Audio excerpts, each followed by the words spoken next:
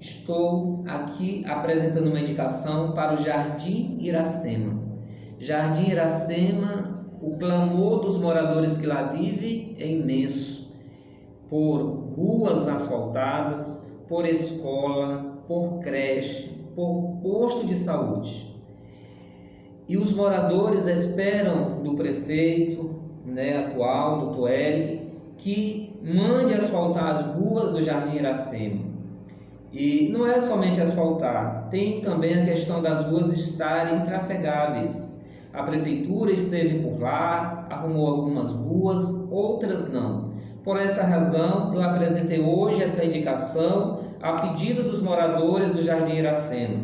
E apresentei algumas ruas, dentre elas a Rua 4, a Rua 5, a Rua 15 e a Rua 16. Ou seja, o vereador Gilson da Bacaba aqui em defesa do Jardim Iracema.